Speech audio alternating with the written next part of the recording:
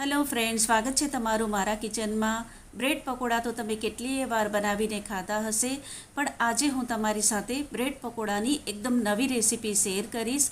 वरसादनी season में आ गरमा गरम ब्रेड पकोड़ा खावानी खूब ज मजा आवे छे। फ्रेंड्स, तमने मारी रेसिपी पसंद आवती होय तो विडियोने लाइक जरूरथी करजो, शेर करजो अने मारी चेनलने सब्सक्राइब करवानुं भूलता नहीं। तो चालो बनाववानुं शरू करीए। खूब ज टेस्टी अने चटाकेदार शेजवान ब्रेड पकोड़ा। पहला આપણે સેજવાન મસાલો બનાવીને રેડી કરીશું। તો એના માટે કઢાઈમાં મેં 1.5 ટેબલસ્પૂન તેલ ગરમ કરવા માટે મૂકી દીધું છે। તેલ ગરમ થઈ ગયું છે તો એમાં 2 ટેબલસ્પૂન બારીક કાપેલું લસણ નાખીને એને લાઇટલી સાતળીશું। 1.5 ટેબલસ્પૂન બારીક કાપેલું આદું અને 1 લીલું મરચું બારીક કાપેલું નાખીશું અને લો મીડિયમ ફ્લેમ પર સતત હલાવીને 1 થી 1.5 મિનિટ માટે એને સાતળીશું। 1 ટેબલસ્પૂન બારીક કાપેલી લીલા ધાણાની દાંડી નાખીશું। સતત હલાવીને લો મીડિયમ ફ્લેમ પર એને પણ 1 મિનિટ માટે સાતળી લઈએ। 1 કપ બારીક કાપેલી કોબીજ, અડધો કપ શિમલા મરચું બારીક કાપેલું અને અડધો કપ ગાજરને છીણીને લીધી છે એ અંદર એડ કરીશું। આના સિવાય પણ તમારે કોઈ વેજીટેબલ અંદર નાખવા હોય તો તમે નાખી શકો છો। બધું બરાબરથી હલાવીને મિક્સ કરી દઈએ અને ફાસ્ટ તાપે સતત હલાવીને 1 થી 1.5 મિનિટ માટે વેજીટેબલને સાતળી લઈએ। ગેસની ફ્લેમ ધીમી રાખીશું। 1 ટીસ્પૂન મીઠું નાખીશું અથવા મીઠું તમે તમારા ટેસ્ટ પ્રમાણે નાખી શકો છો। 2 ટેબલસ્પૂન ટમેટો કેચઅપ નાખીશું। કશ્મીરી લાલ મરચાંની પેસ્ટ બનાવીને લીધી છે। કશ્મીરી આખા લાલ મરચાંને અડધોથી 1 કલાક ગરમ પાણીમાં પલાળીને એના બી બધા કાઢી નાખ્યા અને મિક્સર જારમાં નાખીને એની પેસ્ટ બનાવી છે। એ 2 ટેબલસ્પૂન જેટલી નાખીશું। 1 ટીસ્પૂન રેડ ચીલી સોસ નાખીશું અને ફાસ્ટ તાપે સતત હલાવીને એને 1 મિનિટ માટે સાતળી લઈએ। વેજીટેબલને ક્રન્ચી રાખવાના છે, વેજીટેબલને બહુ વધારે સોફ્ટ નથી થવા દેવાના। અને લાસ્ટમાં 1 ટીસ્પૂન વ્હાઇટ વિનેગર નાખીને બરાબરથી હલાવીને મિક્સ કરી દઈએ। 4 મીડિયમ સાઇઝના બટાકાને બાફીને એકદમ ઠંડા થઈ ગયા પછી એને છીણીને લીધા છે એ અંદર એડ કરી દઈએ।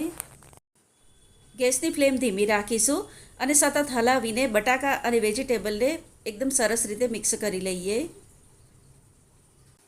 5 કપ લીલી ડુંગળી વ્હાઇટ ભાગ સાથે બારીક કાપીને લીધી છે એ અંદર એડ કરી દઈએ અને હલાવીને મિક્સ કરી લઈએ। 1 ટીસ્પૂન વ્હાઇટ વિનેગર નાખીશું। આ તમારી પાસે નહીં હોય તો તમે લીંબુનો રસ પણ નાખી શકો છો। બરાબરથી હલાવીને મિક્સ કરી દઈએ। ગેસ બંધ કરીશું અને આ બટાકાનો મસાલો રૂમ ટેમ્પરેચર પર આવી જાય ત્યાં સુધી એને ઠંડો થવા દઈએ। પકોડા માટેનું ખીરું બનાવી લઈએ। તો 2 કપ ચણાના લોટને ચાળીને લીધો છે।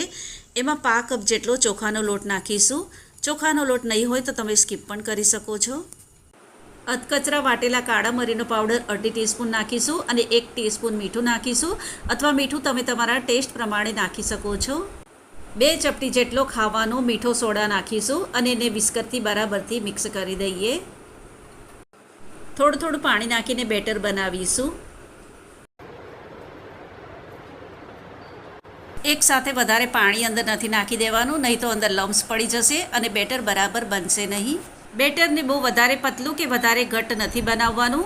આ રીતનું પોરિંગ કન્સિસ્ટન્સીનું બેટર બનાવીને રેડી કરવાનું છે, એટલે કે મીડિયમ ઘટ્ટ બેટર રાખવાનું છે। 250 ml કપના માપથી 1 કપ પાણી નાખીને બેટર બનાવ્યું છે। ક્યારેક ચણાના લોટની ક્વોલિટીના હિસાબથી પાણી ઓછું કે વધારે લાગી શકે છે, તો એ પ્રમાણે પાણી નાખીને બેટર બનાવવાનું અને બેટરને 2 થી 3 મિનિટ માટે સારી રીતે ફેટી લેવાનું છે। અહીંયા મેં વ્હાઇટ બ્રેડની સ્લાઇસ લીધી છે। તમે કોઈ પણ બ્રેડ લઈ શકો છો, જેવી કે મલ્ટીગ્રેન કે પછી બ્રાઉન બ્રેડ લઈ શકો છો। શેજવાન મસાલો જે બનાવ્યો છે એને બ્રેડ ઉપર બરાબરથી પાથરી દઈએ। મસાલો થોડો ઉપર સરખી રીતે વધારે પ્રમાણમાં થોડો લગાવીશું તો પકોડાનો ટેસ્ટ ખૂબ જ સરસ આવશે। આ રીતે મસાલો લગાવીને ઉપર બીજી બ્રેડથી બંધ કરીને સેન્ડવિચ જેવું બનાવીશું। આ રીતે મસાલો લગાવીને બધી જ બ્રેડની સ્લાઇસને રેડી કરી લઈએ। બ્રેડની સ્લાઇસને કટ કરી લઈએ। આ રીતે ટ્રાયેંગલમાં કટ કરી લેવાની છે। બેટરમાં 5 કપ જેટલા બારીક કાપેલા લીલી ડુંગળીના પાન નાખીને એક જ ડાયરેક્શનમાં હલાવીને બરાબરથી મિક્સ કરી લઈએ।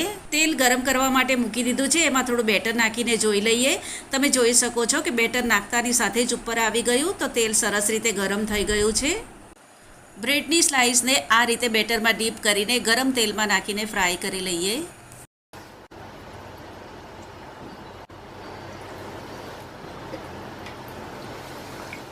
આને મીડિયમ ટુ હાઈ ફ્લેમ પર ફ્રાય કરીશું અને નીચેથી થોડો કલર ચેન્જ થાય પછી એની સાઈડ ચેન્જ કરી લેવાની છે. ઉલટ પલટ કરીને બંને બાજુથી લાઇટ ગોલ્ડન બ્રાઉન થઈ જાય ત્યાં સુધી એને ફ્રાય કરી લીધા છે. આ ફ્રાય થઈ ગયા છે તો એને કાઢી લઈએ. આ રીતે બધા જ ફ્રાય કરીને રેડી કરી લઈએ.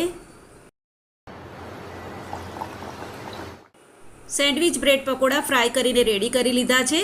તો એક કટ કરીને જોઈ લઈએ કે અંદરથી એ કેવા દેખાઈ રહ્યા છે. તમે જોઈ શકો છો કે અંદરથી ખૂબ જ સુંદર દેખાઈ રહ્યા છે. ખૂબ જ ટેસ્ટી અને ચટાકેદાર શેજવાન સેન્ડવિચ બ્રેડ પકોડા બનીને રેડી થઈ ગયા છે. ધોધમાર વરસાદ વરસતો હોય ત્યારે ગરમા ગરમ ચાની સાથે આ પકોડા ખાવાની ખૂબ જ મજા આવે છે. તમે આને એકવાર જરૂરથી ટ્રાય કરજો. રેસીપી તમને કેવી લાગી એ મને કમેન્ટ બોક્સમાં લખીને જરૂરથી જણાવજો. તો ફરીથી પાછા મળીશું આવી જ એક નવી રેસીપીની સાથે. ત્યાં સુધી bye bye and take care.